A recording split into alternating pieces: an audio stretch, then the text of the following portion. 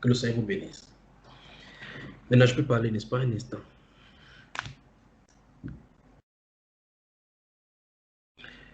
Vous m'entendez, tout le monde? Vous m'entendez, tout le monde? Si vous entendez, faites juste comme ça. Voilà. Ok, merci, c'est bon. Regardez ce que la disait tout à l'heure, la déviation par rapport aux objectifs qui ont été donnés. Si vous regardez la nuit où le Seigneur a été crucifié dans Matthieu chapitre 27, quand il a pris ses disciples, il leur a dit d'avancer avec lui et de l'aider, de rester dans la prière pendant qu'il s'adresse là-bas pour prier. Il dit veillez et priez. Quand il a dit veillez et priez, il s'est avancé vers la pierre là-bas, il s'est jeté au sol, il a prié Père. S'il est possible que cette coupe, gardez votre esprit ceci maintenant. S'il est possible que cette coupe se donne. Quand dans l'enseignement, les deux parties de l'enseignement, la prière fervente de juste, j'en ai parlé. S'il est possible que cette coupe s'éloigne de moi, toutefois, non pas ma volonté, mais la tienne. Là-bas, à Gethsemane, c'est-à-dire que le lieu de pressoir de l'huile, il pressait pour que l'huile sorte. Il pressait pour que l'huile sorte. Il ne partait pas là pour prier pour la femme samaritaine. Il ne partait pas là pour prier pour Jérusalem. Il ne partait pas là pour prier pour les disciples. Pour ce qui concernait les disciples, dans Jean 17, 17, il avait à régler le problème. Ce n'est pas pour tout le monde, je veux pour ceux que tu m'as donné. Donc il avait à prier pour eux. Père Saint, garde-les. Quand j'étais avec toi, je les gardais. Mais maintenant, ils sortent de moi. Je leur ai donné ta parole. Ils ont reconnu que je suis sorti de toi. Tu vois, vous voyez, n'est-ce pas? Ça, le problème a été déjà réglé. Mais à Gethsemane, il était question entre lui et la croix. Je vais vous garder bien à l'esprit ceci. Le point, l'objectif. Donc, lorsque le moment est arrivé pour prier pour la croix, par rapport à l'événement qui devait se passer à partir de cet instant-là, parce que dès qu'il a fini, les événements ont déclenché. Nous sommes d'accord là-dessus. Parce que quand il a fini, il dit voici ceux qui me livrent, celui qui me livre vient. Et c'est dans le jardin, à la suite de sa prière, que les événements ont commencé. C'est-à-dire quand les événements ont commencé, si Dieu avait exaucé sa prière pour dire ok, je l'éloigne de toi, ces gens qui devaient le livrer ne devaient pas venir. Donc quand il a fini sa prière, quand il est revenu, pendant qu'il les réveillait pour leur dire la nécessité de prier, de veiller et de tenir pour tenir ferme, c'est à cet instant où il dit voici celui qui me livre vient. Il est venu, Judas est venu, celui qui devait le livrer est venu pour l'embrasser. Rentrons au niveau de la croix, enfin, au niveau de la prière du Seigneur Jésus. Le Seigneur Jésus-Christ, la Bible déclare dans ce Matthieu chapitre 27, si vous regardez bien, la Bible déclare qu'il a dit à ses disciples, il y avait Pierre, Jean et Jacques là-bas. Il les a conduits jusqu'à un certain niveau, il leur a dit que restez ici, je m'avance pour prier. La Bible déclare qu'étant là-bas, il s'est jeté. Si vous prenez la maintenant, on risque de faire 3 heures ici, donc je vais essayer de summariser. Il s'est jeté à ses pieds, sur ses genoux. Bam! Père, s'il est possible que cette coupe s'éloigne de moi sans que je ne la boive, toutefois non pas ma volonté, mais selon ta volonté. Mais voici ce que le Saint-Écriture nous dit. Le Saint-Écriture nous dit qu'il a fait 1 heure de temps.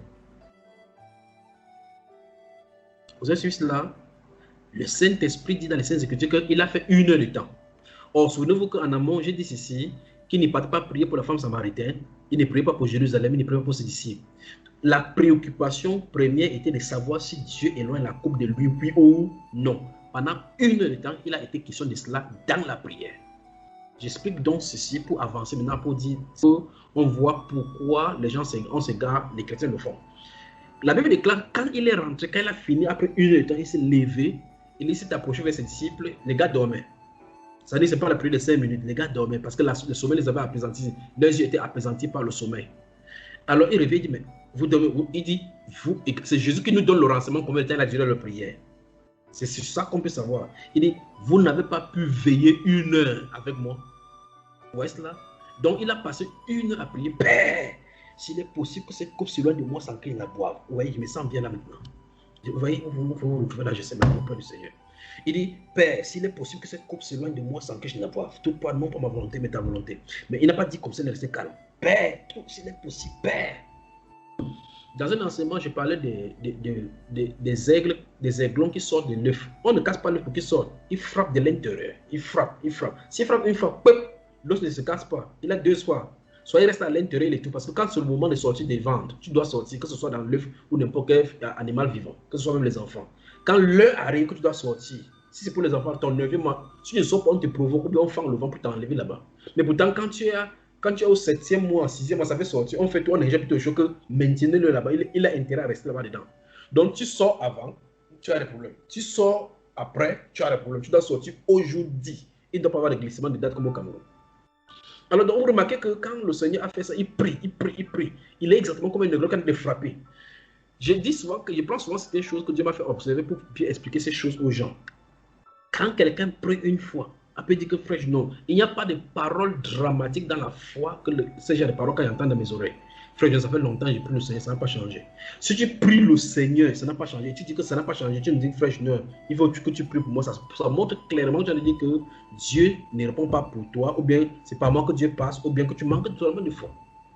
Parce que Jésus nous a montré au sortir de son ministère comment il faut prier avec consistance, persistance et insistance. Vous comprenez cela? Alors, quand ces observations sont faites, vous remarquez quand on construit la maison, il y a des endroits où la partie de l'extrémité où l'eau tombe, diamant la pluie tombe. Que ce soit là où on a aménagé et que le sol est bien cimenté, vous remarquez que le premier jour quand il pleut, quand on a construit la maison, le sol est toujours bien. Le ciment est toujours là. Mais un de ces jours, on ne sait pas quand, on commence à venir voir les différents trous dans les endroits, exactement la limite où l'eau tombe. C'est-à-dire que si vous regardez le long de la toiture, là où, parce que quand on construit, on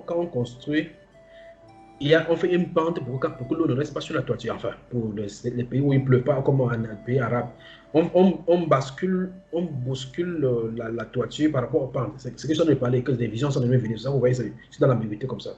Et puis, quand ça se déplace comme ça, et puis l'eau est en train de couler dessus, ça soigne, ça tombe. Quand l'eau soigne, ça tombe. L'endroit où ça tombe, exactement, vous allez voir dans tout le long de cette toiture-là, vous remarquez qu'il y a des trous là-bas au sol. Le point, c'est ceci. Quand le Saint-Esprit m'a fait observer cela, il me dit, quand est-ce que ça a été creusé? Il dit, absolument pas en un jour. Le Saint-Esprit explique donc, voilà comment la sujet de prière. On dit qu'une femme que le lait est comme la gouttière de pluie intermittent, une goutte de pluie sans que ça ne termine pas. C'est-à-dire que tu commences, tu vois que c'est terminé. Par exemple, tu sors, tu vois, c'est pas toi qui avais la goutte ici, ça revient encore sur le même problème. Donc, quand la goutte de pluie tombe une fois, pam, au sol, tu ne vois pas. Mais ce que tu ne vois pas, c'est que ça a quand même déplacé peut-être une petite poussière des trucs qui étaient là-bas. Cette petite poussière-là était une contribution qui faisait la solidité de l'endroit où la pluie est tombée. Après, ça fait pam, un grain de sable sort. C'est-à-dire le sable s'est détaché du ciment. Après, pam, petit à petit, une petite trou entre. Ça continue, pa, et puis vous venez voir le trou. La pluie n'est pas solide. Ça n'utilise pas de fer, ni des flèches pour creuser. Mais finalement, comment un liquide finit par percer un truc qui est solide? Gardez-vous à l'esprit.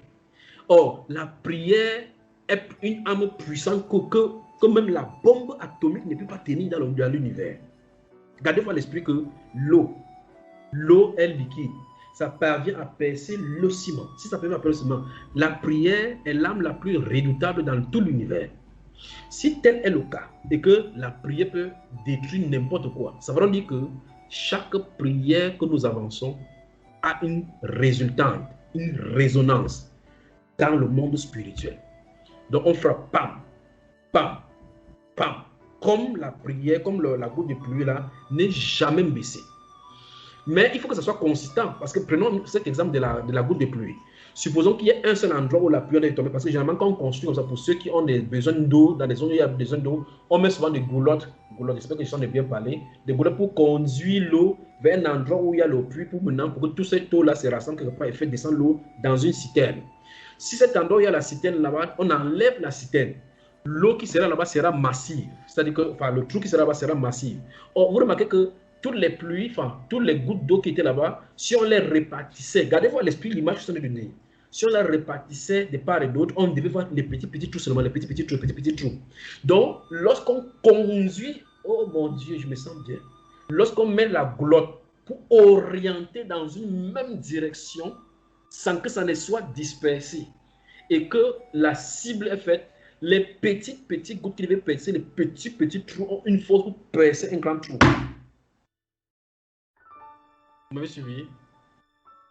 Lorsque ça, vous remarquez que là, il n'y a plus de trou là-bas. Maintenant, c'est quand ça descend là-bas, dans ce groupe-là, ça descend maintenant en grande quantité. Pourtant, c'est les petits eaux que si on les laissait éparpiller sur la toiture, si on les laissait éparpiller sur la toiture, ça aurait seulement un petit impact, Mais là, ça peut créer le torrent là-bas au point où ça creuse même le trou là-bas, un grand trou. dans nos petites prières, si c'est bien ciblé, bien gouloté, vous venez me comprendre, si on met la goulotte là-bas pour conduire nos petites prières dans la même direction, Vous avez vu cette image, n'est-ce pas? Donc, ça va créer plus d'impact. Mais maintenant, regardez bien que s'il arrive que cette même goulotte-là, il y a des trous quelque part qui fait percer, c'est-à-dire que pendant qu'on a envoyé la prière, quelqu'un soit dans une autre direction. L'impact qu'on a d'attendre n'arrivera pas. Il va beau pleuvoir là-bas chaque fois la saison pleuvoir. Vous allez remarquer qu'on va faire la même répétition, bis et répétita. On va faire la même chose. Cette saison, on va venir, on va dire, mais on attend que tout se creuse. On attend que ça creuse, ça ne creuse pas. Vous voyez, c'est là où les chrétiens perdent en énergie et en temps parce qu'ils ont raté ces choses que je viens d'expliquer. Revenons à Gethsémane. Donc le Seigneur vient, il dit à ses disciples, vous n'avez pas pu veiller 1 heure avec moi. Il dit, veillez et priez. Puis la Bible déclare, il retourna encore prier, il répéta, c'est ce que la Bible dit, il répéta les mêmes paroles. Il a fait ça combien de fois? 3 fois. Donc, une fois, il a fait combien de temps? 1 heure. 2 fois, il a fait combien de temps? 3e fois, il a fait combien de temps? Voici donc un défi au milieu de nous chrétiens de prier un même sujet pendant 3 heures. Voilà le problème. Prenons un deuxième exemple maintenant pour mettre là-dessus, puis un troisième. Je crois qu'il va falloir vraiment qu'il coupe. Regardez ce qui se passe dans le livre de Luc au chapitre 18 où il parle de la parabole de le juge unique. Verset 1 jusqu'au verset 8. La Bible déclare au verset 1 que le Seigneur Jésus-Christ montra à ses disciples qu'il faut toujours prier et ne point se relâcher. Il donna cette parabole pour leur montrer. S'il y a un grand enseignement pour la prière, c'est là-bas. Luc chapitre 11, verset 1 à 13, puis Luc chapitre 18, verset 1 à 8. Vous y avez moi? Ok.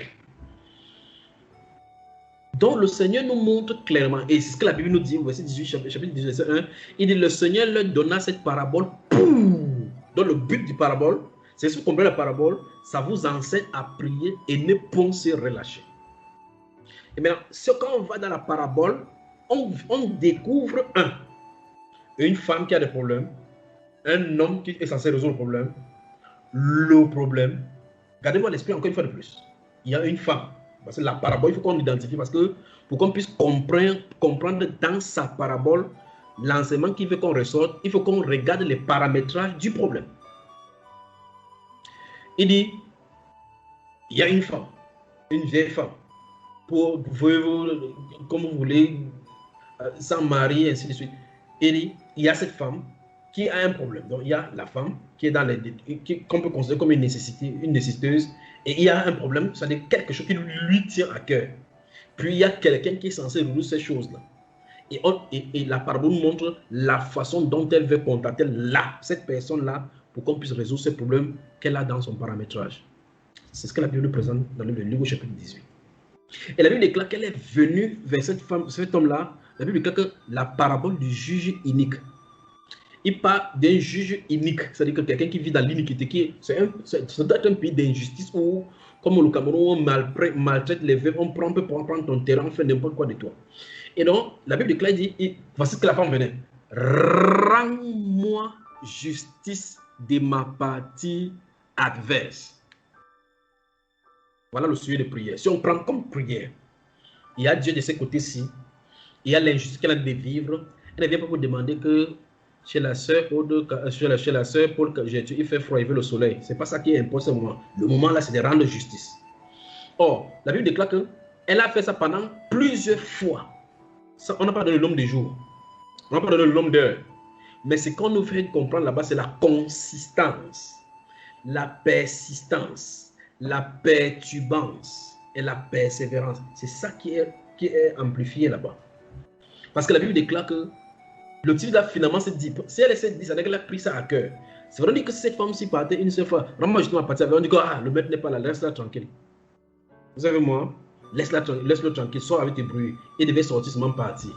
Le monsieur qui est juge unique ne devait même pas être au courant de cela. Mais s'il est en train de rendre justice quelque part, ou bien il est dans son palais de vouloir manger, il entend seulement dehors, rends-moi justice, on dit tais-toi là-bas dehors, rends-moi justice, on partir avec. Lui, il entend passer à lui qui s'est dirigé, monsieur le roi, rends-moi justice, monsieur le roi, rends-moi justice. Elle va finalement dire que mais ça, c'est même qui ça qu'on ne peut pas être en paix. Et c'est ce que la Bible nous enseigne. Il dit, cette juge, il a dit, mais quoique je ne craigne pas Dieu, mais afin que cette femme-ci ne vienne pas sans cesse me casser la tête. Donc, ça veut dire que quand on va casser la tête, ça veut dire que ce bruit dérange. Autrement dit, Dieu dit, il faut déranger Dieu pour un problème. Vous avez moi cela? Je crois que comme votre voix ne soit pas, il va falloir qu'on coupe ça pour mettre là-bas comme l'enseignement sur la prière. Voilà, pour que les gens en profitent. Alors donc, le Seigneur dit que ces juges, Jésus amplifie, il dit, écoutez ce que le juge unique a dit. Il dit quoi que le Seigneur, quand le Seigneur dit, écoutez ce que dit le juge unique, il va par là dire, regardez l'effet que ça a fait sur lui. Ça a eu un effet sur lui, malgré qu'il était dur de caractère, malgré qu'il était terrible, terrifiant, et les gens avaient peur de lui. Malgré cela, ça a eu quand même un effet sur lui, où lui-même, il a capitulé malgré sa robustesse dans l'injustice. Il a quand même capitulé. Ouais, vous me suivez, ma soeur? Et donc, Dieu dit, le Seigneur dit ici que le juge unique dit, quoique je ne craigne pas Dieu, donc il peut enlever la vie à n'importe qui. Quand quelqu'un ne craint pas Dieu, il peut tuer n'importe qui, comme les moutons, il peut faire n'importe quoi. Il dit, néanmoins, je vais rendre le problème de cette femme si facile pour qu'elle ne vienne pas sans cesse me casser la tête. C'est-à-dire qu'il faut qu'il m'en débarrasse. Il faut qu'il résolve son problème. Alors, le point ici, c'est 1. Cette femme-ci avait quelque chose qui lui pesait sur le cœur. Et quand elle avait un problème sur le cœur, quand elle quitte chez elle le matin, je sais pas ce que vous disiez, cette mentalité-ci. Quand elle quitte chez elle le matin, imaginez que tu as de quitter pour te mettre en prière. Il faut que tu aies le problème sur le cœur. Il y a quelque chose sur le cœur, comme Anne, par exemple. Il dit que c'est quand Dieu nous a donné pas, c'est parce que c'est plein de la Sainte Écriture. Quand Anne quitte de chez elle pour aller à Rama, à Silo, pour aller adorer et présenter son cas devant Dieu, elle n'est pas pour deux pas, elle part pour l'enfant. Nous sommes d'accord. Elle ne vient pas pour dire que Seigneur, j'ai semé la dernière fois, les gens ont cassé le maïs avant moi. Mais le charme là-bas, que ça casse le pied de quelqu'un. Non. C'est pas ça. Ça ne nous tient pas à cœur. Ça ne veut pas dire que c'est seulement le seul problème que Anne avait. Mais elle avait un problème qu'il portait à cœur. C'est son âme qui était en jeu. Elle était tourmentée dans son âme. C'est comme si elle ne pouvait plus vivre si ce problème n'est pas résolu. Vous me suivez? Et donc, elle a dû passer outre. Elle allait à Silo. Vous connaissez bien cette histoire. Elle est restée là-bas. Tout le monde est parti. On dit que, oh, donnez-vous la paix à l'église. Donnez-vous la paix. Alors, bonsoir, mon frère. Il dit que c'est pas ça part là-bas. Oh, c'est un peu comme aujourd'hui, quand on finit le culte, que ce soit sur Internet comme ça, là, chacun va à ses occupations. Ou mieux encore, je n'ai jamais vu quelque chose de terrible. J'observe ça dans les assemblées. Tu finis de prêcher, tu prêches. Le message est sérieux, terrible, sérieux. Pour toi-même qui as de prêcher, ton cœur est lourd en disant, si vous pouvez finir, c'est disparaître, pour être dans la maison dans la prière. Et puis quand tu finis, dès que tu finis, bonsoir, mon frère, que Dieu vous bénisse. Les gens commencent à se dire, oh mon frère, c'est comment tu vas? Avant de sortir de la porte, la Bible dit que Satan a enlevé ça de leur cœur. C'est terrible, terrible. C'est pour cela que j'invite les gens, quand vous enseignez, quand vous partagez les dimanches ou n'importe quand vous finissez, fermez, rentrez dans la prière d'abord. Rentrez, allez vous cacher dans l'autre, prenez ça à cœur. Sinon, avant de venir la prochaine fois, vous avez oublié, même avant, dans les 2 heures qui suivent, vous avez oublié tout ce que vous avez dit. Pourtant, vous êtes dans une notion où si quelqu'un continue à développer cela, le Saint-Esprit parle.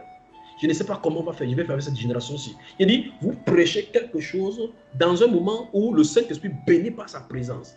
Les gens sortent tout le temps, oh frère, il dit que regarde ta barbe comme pour l'apéro. Les insultes, comment, les intrigues, comment on entre dans les blagues, et puis voilà comment le Saint-Esprit, la colombe quitte la présence des gens. Or, donc, en pressant, cette femme-ci, en quittant sa maison, que ce soit le cas d'Anne, comme je viens de parler, quand elle était dans la présence du Seigneur là-bas à Silo, les gens sont partis, elle n'était même pas au courant que les gens sont partis. Vous avez remarqué? Parce qu'elle avait une situation avec le Seigneur. Ça ne la concernait pas quand les gens sont entrés partis. Jusqu'à ce que même Élie est resté, vous savez que ça c'est le lieu de fermer le temple. Fermer quel genre de temple? Que mon problème est résolu. Non, ça ne peut pas se fermer comme ça. Il est resté, vous savez que mince. La femme a pris un maniam, elle a pris un beau fort. C'est ça qui a fait ça comme ça. Là. On peut donner n'importe quelle interprétation de toi. On peut dire que tu veux montrer que tu pries trop. On peut dire que tu veux montrer que tu es à l'esprit spirituel. Toi seul, tu es cœur à cœur avec le Seigneur. Tant que ton problème n'est pas résolu, tant que le problème n'est pas déposé au pied du Seigneur, jusqu'à ce que le Seigneur décharge du fardeau. Ne quittez pas. Or, quand il dit ne quittez pas, physiquement, vous pouvez être en train de marcher, mais la situation devant le Seigneur, au point où vous pouvez traverser quelqu'un en route sans en voir la personne, tellement vous êtes plongé dans l'environnement de prière avec le Seigneur. Vous pouvez marcher, aller en marché, aller utilisant les combinaisons ou bien n'importe quoi, mais étant dans la présence du Seigneur. La Bible déclare que le péché nous enveloppe si facilement. Si facilement. Quand le péché nous enveloppe, mais pour quitter cette enveloppe facile qui ça nous prend là, pour quitter, c'est un problème. Pour se consacrer du côté du Seigneur, c'est difficile. Mais lorsqu'on est dans sa présence, on peut aussi quitter aussi facilement. Parce que le Satan peut nous distraire des parts et d'autres. Mais le point que je veux que vous voyez, c'est ceci. Il faut un focus, un objectif bien précis qui pèse sur le cœur pour entrer dans cette dimension dont je ai parlé de la prière.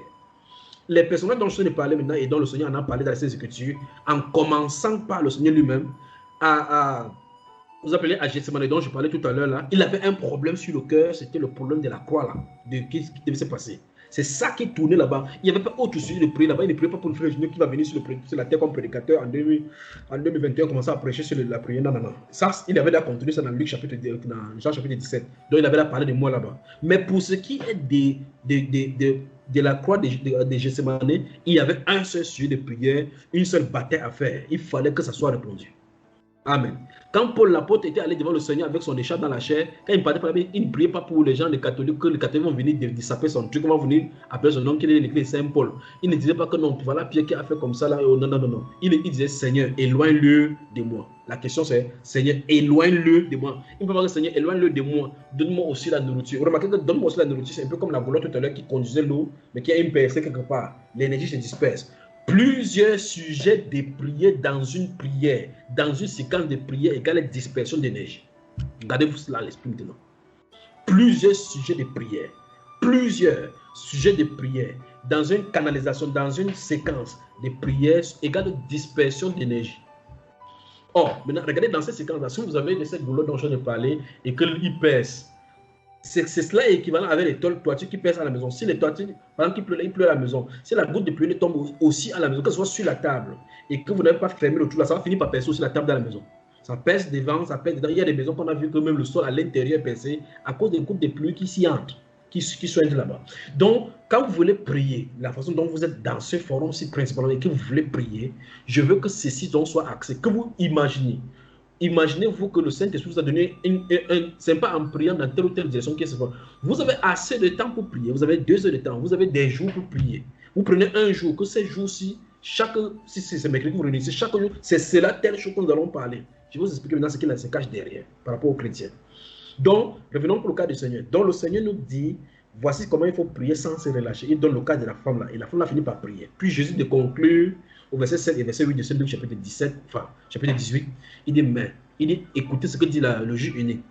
Il dit, et le Père, donc vous pensez que le Père céleste ne répondra-t-il pas à ses élus qui crient à lui jour et nuit? Il dit qu'il les répondra promptement. Donc le Seigneur dit, il est conscient que les élus crient. Quand il parle de cris, il ne s'agit pas de cris de bruit seulement de la bouche, c'est les cris des âmes. C'est quoi dans un autre enseignement, ce qui n'est pas dit pour vous, le complément de ça sera dans un autre enseignement. Parce que je ne voulais parler depuis. Si j'ouvre la Bible, vous remarquez que je ne parler depuis. Parce que si j'ouvre là-bas, ça va nous entraîner dans tous les sens. Alors, le Seigneur dit que le Père Céleste, il va les exaucer promptement. Mais il crie jour et nuit. Jour et nuit. On dit que ce sont ses élus. Comment se fait-il que Dieu veut que les élus crient jour et nuit? J'ai jeté un pavé dans la mare. Parce qu'il y a des prières que vous faites, ça part plutôt à Jérusalem. Ça continue. Les vieillards de Jérusalem, les responsables de Jérusalem prennent ça pour aller devant Dieu. D'autres partent entre les mains des apôtres. Ils prennent ça pour monter devant Dieu. D'autres, ce sont les anges qui prennent. Vous savez ça, n'est-ce pas? Je vais voir ça, on va voir ça dans les Écritures. Donc, ça veut dire que plus que ça persiste. C'est un peu comme quelqu'un qui veut une audience. Voilà, gardez-vous à l'esprit, qui veut une audience d'urgence. Vous mettez la persistance dans finalement, on dit que non, faites-le entrer. Vous me suivez? La même chose, Jésus a dit dans Luc chapitre 11. Il dit, quand on leur est venu le voir, que j'apprends à prier comme Jean-Baptiste a prié à ses disciples. Il dit, quand vous priez notre Père qui est au ciel, après la de l'ensemble, il dit que il montre maintenant clairement que quel est cet homme s'il y a les invités qui sont venus dans la nuit et qu'il y a un ami qui est motivé, gardez-vous à l'esprit une fois de place. Quelqu'un qui a une situation entre les mains qu'il faut gérer, il y a quelqu'un qui doit résoudre ce problème, c'est par lui que ce problème soit résolu, doit être résolu. Pour le cas de la femme juge unique, vous voyez qu'il y a la femme qui a un besoin d'injustice par rapport à ses terrains ou bien par rapport à ses avoirs ou quoi que ce soit. Et il y a un monsieur qui est censé rendre ces choses-là. Donc, c'est lui la source ou bien encore le déclencheur pour que le problème soit résolu. Pour contacter le déclencheur pour que les choses soient résolues, ça ne se passe pas facilement comme les gens croient. Vous avez moi. Et donc, même dans ce Luc chapitre 11, le Seigneur dit donc que cet homme-ci, il a des invités qui sont venus, donc subitement, quelque chose lui est arrivé. Donc, ici, pour le cas d'espèce, il est question des invités qui sont venus de loin, donc il ne s'attendait pas à les recevoir. Et subitement, c'est arrivé.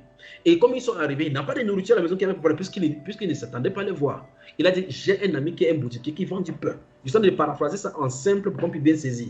Et donc, ça veut dire que cette personne est dans un manque, il a besoin de quelque chose que c'est celui-là qui doit combler. Une fois de plus, vous aurez remarqué encore, c'est la même chose partout. Et donc, il va aller là-bas chez lui. Or, remarquez bien qu'à chaque fois, il y a quelque chose qui semble décourager par rapport à la résolution du problème. Que ce soit pour la femme, si le problème, c'est que le juge a été un juge unique, il ne craint pas Dieu. Donc, il y a un handicap d'aller vers lui parce qu'il peut être tué même en route. Mais la femme a insisté sur ce qu'elle a eu gain de cause. De ce côté, s'il y a ce monsieur-ci qui, ce n'est pas commode dans le standard humain d'aller réveiller quelqu'un à 3 heures de la nuit. Ceux-là peuvent quand même supporter, ils sont venus voir, ils peuvent quand même supporter. Mais il faut que ce problème soit résolu pour que ça soit un bon hôte dans un bon endroit qui est bien accueilli. Alors, la Bible déclare Jésus, et ce qui est bon, c'est que c'est Jésus qui donne ces paraboles-ci. Et le but des paraboles, c'est pour dire, et quand il finit ces paraboles dont je suis en train de parler, il dit qu'on perturbe Dieu. Jésus nous donne le commandement de perturber Dieu. Maintenant, quand ce commandement est donné de perturber Dieu, nous ne voulons pas perturber. Quelqu'un dit que non, Dieu connaît déjà, il sait à ce que vous avez, ce qu'il a demandé. Même il connaît ce que vous avez demandé. Jésus dit d'une part que car votre Père Céleste sait dont vous avez besoin avant que vous de lui demander. Puis vous entendez lui-même dire demandez et on donnera à celui qui demande. C'est pas ce qui est écrit. Toquez, on vous ouvrira. Quand tu as la porte, il peut demander d'entrer. Mais tu ne toques pas alors, dis ok, c'est le Seigneur, c'est que je suis dehors. Tu vas mourir de froid là-bas dehors. Alors donc, vous remarquez que le Seigneur veut notre participation. Il veut qu'on comprenne que les choses spirituelles, il y a quelque chose qui bloque le spirituel, c'est manifesté sur la chair. Et la chair, plus nous avons l'acquaintance des relations, plus nous sommes plongés dans notre vie des chairs, le moi domine, nous ne pouvons pas avoir accès aux choses spirituelles. Et donc, demander, c'est presser jusqu'à ce que la chair pousse et fasse place au moi de quitter et céder place à la foi qui vit par Jésus-Christ. Vous avez moi? Et donc, revenons dans ce Luc chapitre 11. Dans Luc chapitre 11, donc, il est question donc, de cet homme qui part. Suivons ce monsieur qui part maintenant chez son voisin, chez son ami. Quand moi-même, et quand je lis ces paraboles, et chacun de vous devez savoir cela, quand vous dormez quelque part, et que dans une phase où le sommeil est bien, quand quelqu'un tombe, vous entendez d'abord le bruit comme si vous avez rêvé. Le temps de, vous n'entendez pas le premier bruit, vous dites c'est qui?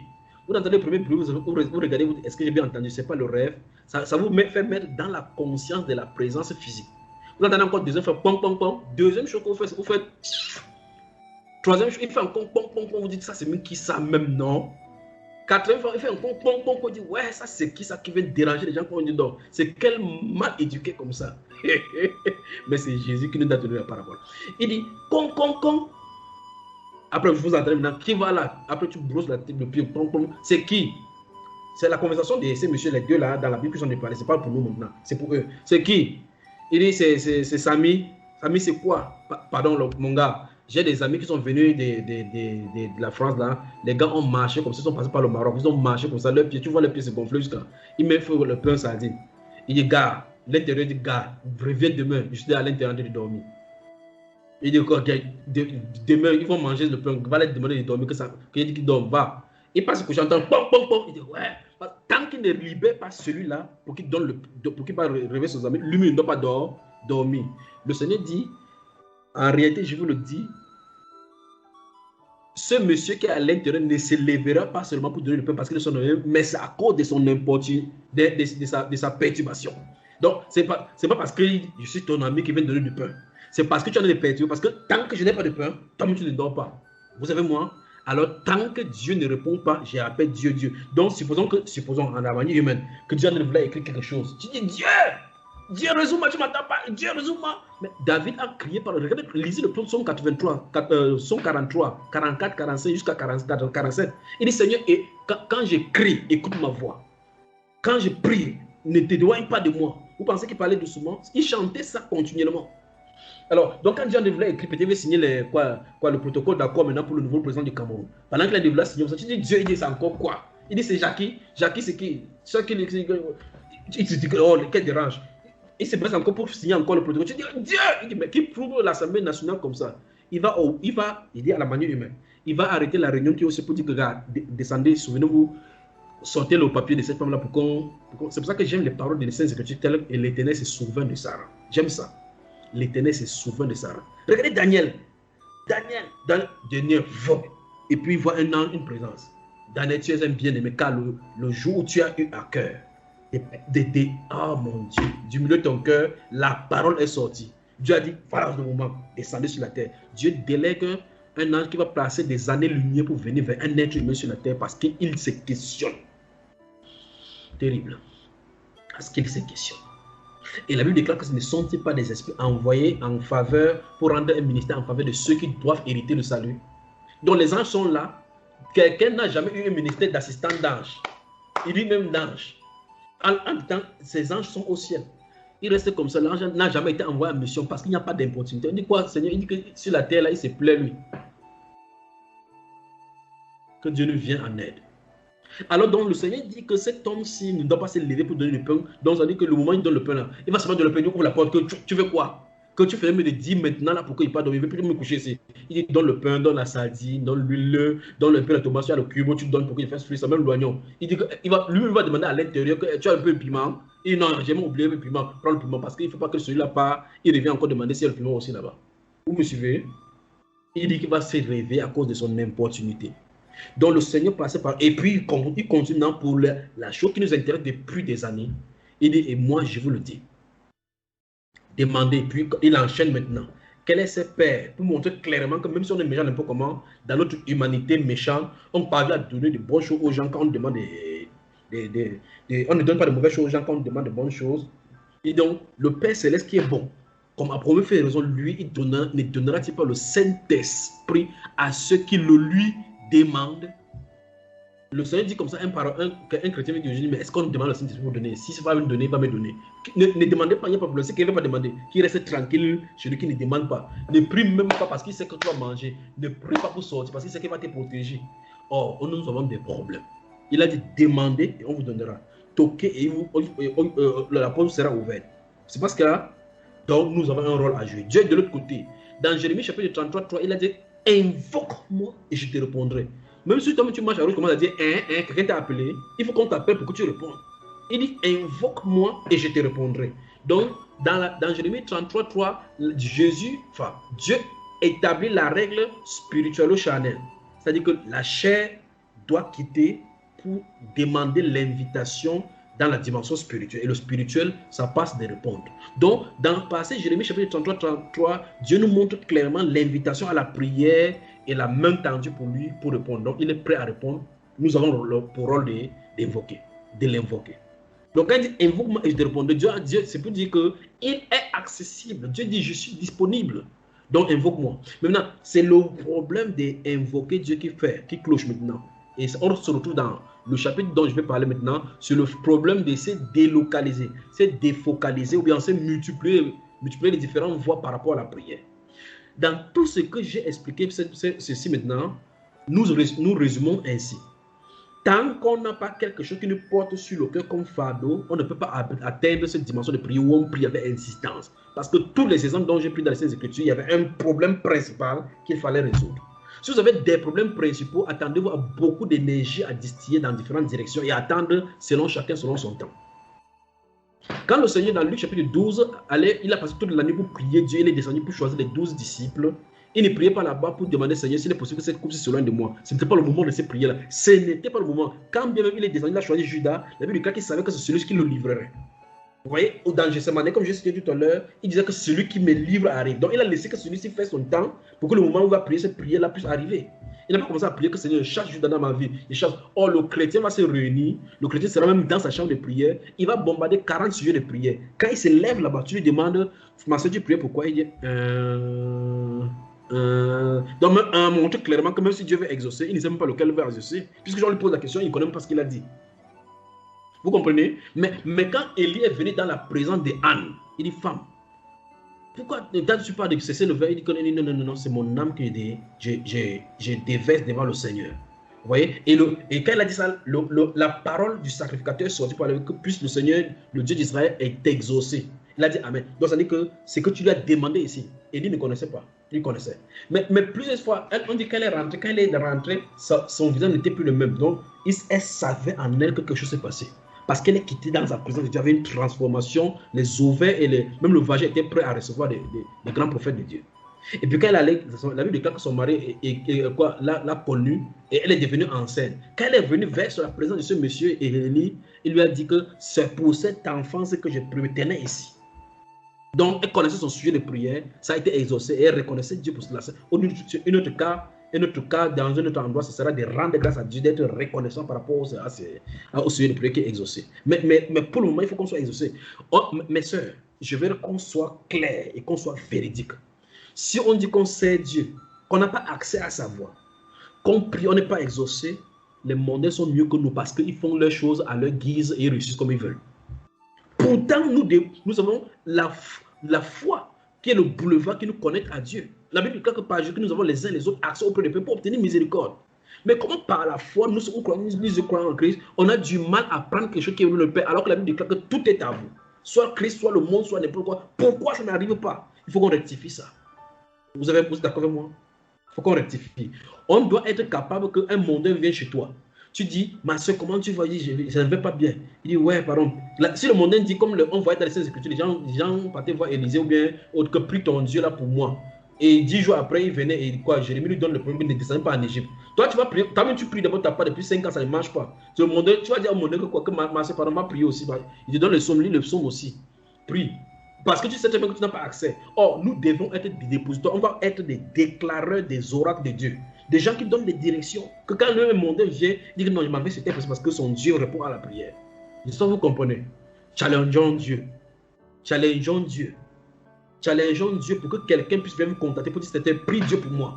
Il dit je m'en vais à la prière. C'est-à-dire que quand quelqu'un te dit pardon, voici mon sujet de prière, quand tu vois Dieu t'a aussi comme celle-là est venue comme ça, il croit qu'on ne doit pas respirer ce soir-ci. J'espère que vous comprenez. Quelqu'un va dire que prie pour moi, dit que oui, je vais prier. Dès que la personne sort là, tu oublies. La prochaine fois que tu vas dire, mais c'est que Dieu t'aide, on a prié ensemble, on a un esprit que Jésus-Christ règne. Or, il n'a pas posé de question que Jésus-Christ règne ou pas, que Jésus-Christ est sur le trône. Vous voyez, parce que toi-même, tu es négligent dans ta vie de prière, tu négliges pour ton sujet de prière et tu prends pour les autres que ma soeur, on va prier, on va prier. Quand elle quitte là-bas, dès qu'elle a quitté comme ça, elle est quittée dans sa présence, même en esprit, elle est quittée. Donc, il faut qu'on soit des intercesseurs, que quand tu vois quelqu'un même en route comme ça, tu apportes des problèmes des gens sur le cœur. Mais au préalable, il faut qu'on commence par nous-mêmes. C'est-à-dire que vos esprits soient aiguisés pour la prière fervente. Cette prière déterminante, quand vous vous rassemblez pour prier, les lieux tremblent. Regardez dans Actes des Apôtres, chapitre 4, quand on a frappé Jean et Pierre, ils sont revenus vers leur. Ils n'étaient pas là pour prier, oh Seigneur, pardonne-nous leurs offenses, présentes ici, ou non, écoute leur prière, les menaces. Donne à tes serviteurs d'aller annoncer ta parole. C'est ça notre question. Lorsqu'ils priaient, le lieu tremble. Ils n'ont pas prié 2 sujets de prière là-bas. Dans le chapitre 12, quand on a pris Pierre, on a mis en prison, on dit qu'on ne cessait de combattre pour lui dans la prière. Donc quand il se priait là-bas, on ne disait pas que Seigneur, nous n'avons pas mangé aujourd'hui, donne aussi à Hérode, donne aussi. Quand il était question de prier, c'était pour Pierre, donc il faut qu'on le libère. Jusqu'à ce que Dieu a délégué un ange pour venir le libérer. Donc en clair, il faut que les chrétiens sachent cibler leur prière et ne point décaler ni à gauche ni à droite. C'est en ce sens que quand ça va déclencher une situation, vous allez savoir que donc quand je suis persistant, ça marche. Quand vous finissez, on dit que ok, problème résolu numéro 1, on continue deuxième. Ne perdez pas votre temps en pensant que vous allez bavarder pour un sujet, un autre sujet, Dieu va écouter. Non. Dieu ne doit pas rassembler cela pour écouter. Quand ça vient sur votre cœur que ce soit, nous prions pour les autorités. Secouez-les jusqu'à ce que quand l'autorité marche comme ça, son patron de ça, il ne comprend pas. Vous avez suivi? Voilà. Donc, il est question que dès maintenant que les tirs soient respectés, que soient rectifiés, que lorsque vous canalisez pour la prière, priez jusqu'à ce que quand vous quittez cette prière, vous savez que non, c'est exaucé. Vous le laissez tranquille, vous continuez d'autres choses. Vous me suivez, n'est-ce pas? Le point maintenant que je voulais corriger, je crois que c'est à corriger, je voulais maintenant dire en amusant, c'est les chrétiens pensent malheureusement qu'en rassemblant beaucoup, en disant beaucoup de sujets de prière au Seigneur, le Seigneur va écouter, va choisir ce qui est bon pour lui. Or, c'est ce que nous déterminons par l'esprit, nous poussons par l'esprit qui fait les temps que ça soit bousculé pour que ça soit manifeste. Si vous priez, c'est comme j'ai dit tout à l'heure, quand on construit la goulette pour guider l'eau, s'il y a les trous de part et d'autre, l'eau qui coule dans les différents trous n'arrivera pas là-bas. C'est-à-dire qu'elle ne contribuera pas à la force pour pouvoir faire percer le trou dont il est question. Or, il est question de percer le trou. il est question de percer le trou. La Bible déclare que quand la main est faible sur la charpente va s'affaisser. Vous avez entendu cela de ces Écritures? C'est de ça dont la Bible est en train de parler. Qu'on parle la charpente comme ça pour pousser. Que chacun mette la main. Parce que là-haut, c'est un peu comme vous portez un seau d'eau bien une grande surface et que beaucoup de personnes sont là. Un endroit donné où les gens commencent à faire. Parce qu'il y a des gens qui, quand ils voient que beaucoup de personnes sont là, ils lâchent comme ça. Là. Si une personne lâche comme ça, il a dit comme ça, lui, il lâche. Une autre personne lâche. Vous allez voir que ça va pencher vers ces personnes-là. Parce qu'ils n'ont pas porté. Or, si tout le monde s'y met, on porte ça. Tout le monde y met au même moment que ça doit quitter ici pour aller là-bas. Quand vous faites ces choses-là dans le physique, vous ne comprenez pas que c'est les prières dont vous allez faire. Cet effort que vous faites dans le physique, c'est exactement ça qu'il faut presser dans la prière. Jésus dit, en résumé, Jésus dit, Père, s'il est possible que ces coupes, si cela de moi sans qu'il la boive, tout pendant pas ma volonté. Quand il dit, Père, le père dit que, Michael dit quoi là? Il dit que c'est possible que ça arrive. Il dit que son fils va se fatiguer. Il entend seulement ça dans ses oreilles. Même si le père sort pour aller manger avec Michael, avec Gabriel, il entend toujours dans ses oreilles. Père, il dit mince. Regardons le problème ici. Est-ce que c'est la volonté parfaite? C'est la volonté parfaite. Il ne répond pas. Ma grâce lui suffit. Quand il a répondu, ma grâce lui suffit, la prière est arrêtée. Donc quand on prie avec insistance, quand une voix sort en donnant la direction, ça montre clairement que ça a été exaucé. Maintenant, si tu pries, si on prend le cahier de prières des chrétiens, vous allez voir 5 ans de prière, pas d'exaucement. On a des problèmes. Quand ça à ce niveau-ci, vous fermez le cahier, vous déposez. Vous restez votre tranquille. Vous réalisez la prière, comment les gens de la Bible priaient. Qu'est-ce qu'ils faisaient? Et là, vous allez voir qu'en réalité, le problème se situe au niveau de la persistance, la consistance et la perturbance par rapport à la prière. C'est la seule chose. Après avoir réglé le problème du péché, après avoir réglé le problème de sincérité, le pardon sur le cœur, qui sont des prérequis pour opter tout obstacle devant le Seigneur. Chose que nous avons faite, il faut la persistance. Il faut la consistance. Il faut la perturbance. Donc vous devez tourmenter Dieu avec vos prières. Vous devrez le faire. Il faut faire de tels enseignements. Je vous ai déjà parlé de Père Nash, qui avait franc-battement prié. Quand il se mettait à genoux pour prier, la reine d'Angleterre disait que même si c'est une armée qui vient contre eux, elle n'a pas peur par rapport à Père Nash. Donc quand celui-là met ses genoux par terre, elle sait que je suis fini. Qu'est-ce qu'il va encore dire à Dieu ce soir? C'est donc la reine craignait un homme nonchalant qui priait quelque part par rapport au groupe d'armées. Vous pouvez imaginer cela? Vous pouvez imaginer? C'est terrible. Donc imaginez que vous commencez à prier maintenant. Vous êtes des intercesseurs et que vous priez maintenant, le Seigneur vous montre clairement dans une vision que tel président sera assassiné. Et puis vous venez dire cela en public que telle personne sera assassinée, on le dit là-bas. Ça fait 2, 3, 4 fois, ça va attirer les regards de vous comme ça, c'est sérieux ça, pas vrai ça? Quand tu dors maintenant, tu pries, tu dis Seigneur, après tu dis un frère junior, le serpent me poursuivait, après l'autre pour ma part c'était le porc. Non, je voulais tomber dans le trou, j'ai crié fort. J'ai même dû arrêter le lit, je voulais même tomber vrai sur le lit. Où est-ce qu'on a laissé diriger? Vous voyez, à ce niveau, si on a des problèmes. Amen. Donc, l'erreur que les chrétiens font, c'est qu'ils croient qu'en multipliant les prières, et c'est ce que Jésus a dit dans Matthieu chapitre 6, il dit qu'ils croient qu'en multipliant les 20 prières, ils seront exaucés. Ce n'est pas en multipliant. Ce n'est pas dans la multiplicité. Regardez, on explique qu'on ne parle pas de multiplicité des paroles que c'est des paroles. Or, c'est que Jésus qui vient de parler, il ne parle pas de la répétition de la parole parce que lui, il a répété la même chose pendant 3 heures. Anne a fait ça, on n'a pas donné le nom de temps qu'il a fait. En de temps, la juge unique, enfin la femme unique, dans la juge unique, elle va dire la même chose, on ne sait pas combien de jours elle va faire, pendant combien de mois. Pour le cas des chenilles de la nuit, on sait que c'est à partir de minuit là. Quand elle va toquer, quand le sommeil est bon, le gars a intérêt à faire avant 5 heures. Donc vous remarquez très bien que n'importe où, il a été question de frapper pour demander une seule chose. Vous ne pouvez pas vous réunir pour prier, par exemple, pour le Saint-Esprit. Comme on a dit que ma soeur, j'ai aussi ma mère qui est malade. C'est pour ça qu'il dit dans les enseignements que si quelqu'un dit qu'il a le mal à la tête, laissez le mal à la tête. Vous avez suivi cela. Laissez le mal à la tête, ça ne peut pas le tuer. La cible, c'est le Saint-Esprit. C'est le Saint-Esprit. Je n'ai fait que mettre tuer pour cette génération, c'est terminé. Le moment de discuter, le débat, oh, c'est terminé. Oh, Jésus est Dieu, je n'ai pas Dieu. Ok, si Jésus est Dieu, et puis, si Jésus n'est pas Dieu, c'est qui? Oui, Timothée était un serviteur de Dieu. Mais toi, et c'était un démon, et toi? Je ne sais pas si vous comprenez. Des faux débats. Ok, tu as le Saint-Esprit, oui ou non? Je crois que selon mon expérience, tu as oui ou non. Si c'est oui, gloire à Dieu, tu avances. Les autres qui n'ont pas, on avance. C'est ça que vous comprenez. Parce que c'est le but là-bas, c'est le saut. Si tu n'as pas ça, il faut chercher. Vous imaginez les vierges sages et les vierges sont en train de se discuter, dit comment ton Kabbalah, tu as causé à combien? Entre temps, on dit l'époux de la porte, que ma robe est percée, il faut nettoyer, il va parler de la robe là même, de ces jours. Et puis il dit que non, oh, il est question de l'huile, c'est lui qui est le problème, parce que la lampe doit s'éteindre. Vous me suivez, n'est-ce pas? Donc il faut les prières ciblées.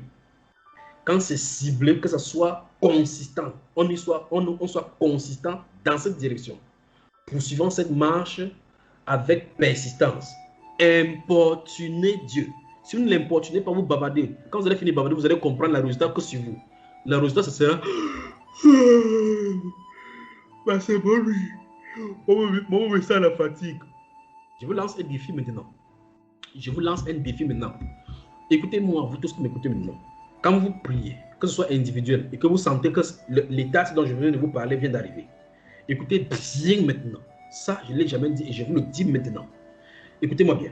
Vous êtes dans votre endroit secret en train de prier. Vous sentez cette vague de fatigue sur vous. Vous faites ça. Et puis vous sentez, quand vous faites ça, quand ça arrive, généralement le pensée vient que oh, Dieu est fatigué, va dormir. Sachez que vous étiez sur le point d'être exaucé. Vous étiez sur le point de passer à une dimension donnée. Satan vous a convaincu d'aller dormir. Sachez cela.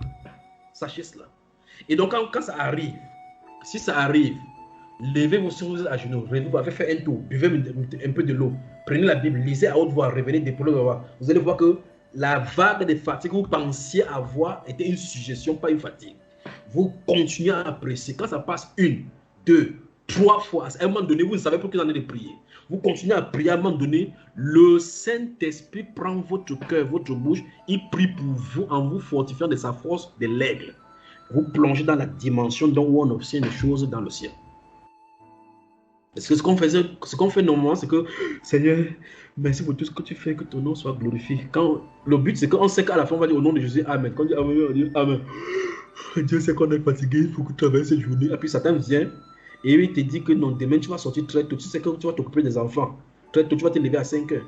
Je prie souvent ici jusqu'à 4h30 à 5 heures, je suis debout. Et je ne suis pas fatigué. Vous me suivez? Parce que c'est une suggestion. Il dit que non, tu vas faire. Pourtant, les gens qui font la formation militaire, on les prive de sommeil pendant 5 jours. Ils sont debout, ils crient. Oh, oh, oh, oh. Pourquoi ils ne meurent pas? Parce qu'on les pousse à passer leur capacité physique. Il y a les limites humaines. Les gens qui font le bodybuilding et les choses là-bas, on pousse. Quand ils commencent la première chose, quand quelqu'un a un petit muscle comme moi, comme qui a le muscle de Kafasi, quand il commence à porter le fer 1, 2, 3 fois, ça lui fait d'abord mal. Parce que quand vous commencez le sport, ça vous fait d'abord mal. Mais le mal là, c'est pour essayer de pousser ta limite. Si tu as mal, on ne peut plus continuer. Tu ne pourras jamais aller au-delà. Vous me suivez, n'est-ce pas? Quand vous allez au niveau, il y a les obstacles de découragement. Sachez que vous allez annoncer le pan où le Saint-Esprit veut vous prendre en charge pour continuer. Que Dieu vous bénisse. Amen. Bonne soirée. Amen. Bonne soirée. Amen. Donc, tirez-en les conséquences et les renseignements dont je viens de donner. Tirez-en de l'application pour vous. Je ne peux pas donner l'explication plus détaillée. Tirez-en les conséquences et les détails. En fonction maintenant de ce qu'il est dit dès le départ. D'accord? Vous avez des axes de prière. Prenez ces axes-là, saisissez-en. Prenez et continuez dans une direction, dans une direction. C'est un peu comme les femmes qui font le chant. Quand quelqu'un a un vaste territoire, il va contrôler ça seul. Les femmes disent quoi? Réunissons-nous. Si vous n'êtes jamais au champ, vous ne pouvez pas comprendre. Nous qui allons au champ, on comprend cela. Les femmes viennent en groupe dans un champ, ils vont travailler le champ de celle-ci. Sachant que toute l'énergie qu'ils vont déployer là-bas, ils vont déployer dans cette champ-ci. On finit pour cette personne, cette semaine c'est pour cette personne. On finit ce champ-là. Et puis l'autre semaine, maintenant, on part dans l'autre champ de tête. Si chacun va dans son champ, ils s'en sortiront point. Parce que personne n'a le champ. Tu n'as pas la force pour pouvoir débrousser 2 hectares seuls.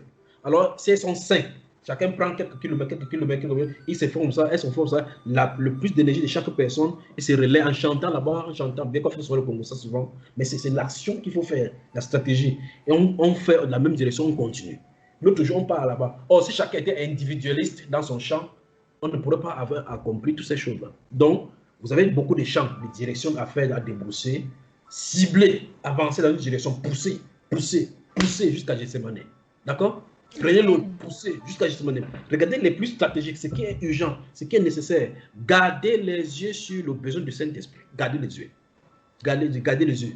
C'est la cible numéro 1 là-bas. Sinon, la seule prière que ces moments-ci, sans le Saint-Esprit dans ce monde-ci, personne ne peut tenir. Avec ce qui sont de regarder devant. On ne peut pas tenir.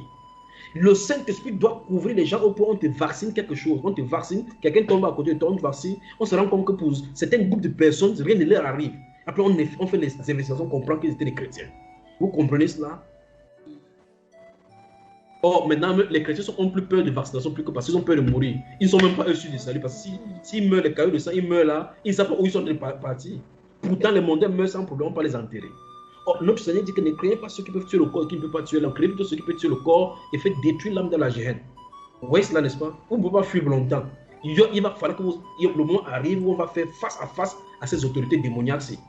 Personne ne pourra tenir sans le Saint-Esprit. C'est en ce sens que c'est capital. Vous remarquez que dans l'Apocalypse, il est question que ne frappez pas, car il y a les anges qui seront relâchés. Bon, c'est vrai que ce n'est pas pour cette époque. C'est pourquoi on voit un peu la chose. C'est qu'il y a des anges qui doivent être relâchés pour que certaines persécutions et de mauvaises choses arrivent sur la terre. Mais là, un ange sort du temple, il dit ne faites pas encore du mal, ni à la terre, ni à la mer, ni à aucun arbre, ni à aucun être vivant, jusqu'à ce que nous ayons mis les sceaux sur les fronts des serviteurs de notre Dieu. Ça montre clairement que pour que les fleuves qui vont arriver sur la terre, pour que ça arrive, certaines personnes ont le sceau. Et vous savez que le sceau de Dieu, c'est le Saint-Esprit. Ça veut dire que quoi? Ça veut dire que ceux qui sont marqués, quand le fleuve va arriver, ça ne doit pas les toucher. Parce qu'ils sont différents. Physiquement, ils seront comme les autres êtres humains. Ils vont être dans la même calamité, mais ils ont la marque de dépôt que quand le fleuve vient vers lui, il esquive. Oh mon Dieu, le Saint-Esprit est la marque. Donc, c'est notre cible là-bas. C'est vrai qu'on va prier, oh Seigneur, il y a l'attentat à tel endroit, que ça ne va pas après Dieu des jours, bien qu'il y ait tel avion comme l'avion de Cameco est atterri sans mort. On dit, oh gloire à Dieu pour avoir protégé ces gens-ci. Mais ça l'a protégé. Il y a quelqu'un dans l'avion qui a raté l'avion, il va aller injecter le truc AstraZeneca, c'est Sputnik. Il va mourir. Donc il a raté dans l'avion, il est mort sur le Sputnik. Vous me suivez? Pourtant, le Saint-Esprit est disponible. Donc, appuyons plus fort sur le Saint-Esprit. Quand vous voulez prier cela, que ce soit de tout votre cœur, que personne ne vous perturbe dans là où vous vous trouvez. Ça va arriver au moment donné, on va dire que vous allez arriver une fois. Si vous entendez que vous allez devenir forcément avec vos histoires là, sachez que vous êtes sur la bonne route pour aller au port où le Saint-Esprit a son bateau. Que Dieu vous bénisse vraiment. En ta présence, tu me remplis de joie, de ton esprit, devant ta face. En ta présence, j'oublie mon existence, je répands mon âme, tu essuies mes larmes.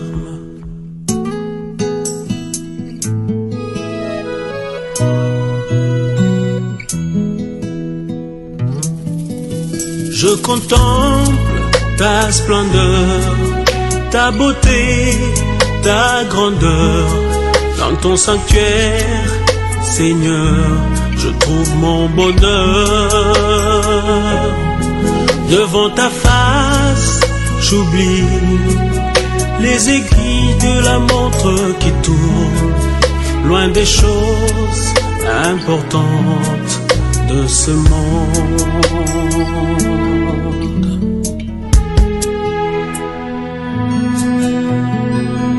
En ta présence, mes craintes, mes peines, mes doutes se fondent en silence devant ta face. En ta présence, je réalise ta grâce, mes péchés tu les effaces et tu lèves ta sentence.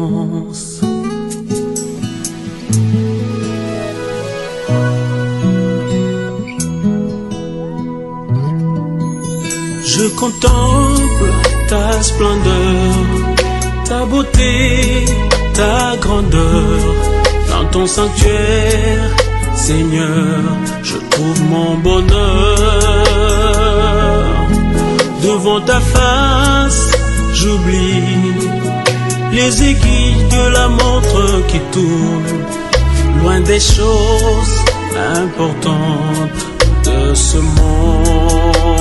Oh, je contemple ta splendeur, ta beauté, ta grandeur. Dans ton sanctuaire, Seigneur, je trouve mon bonheur. Oh, devant ta face, j'oublie les aiguilles de la montre qui tourne, loin des choses importantes de ce monde.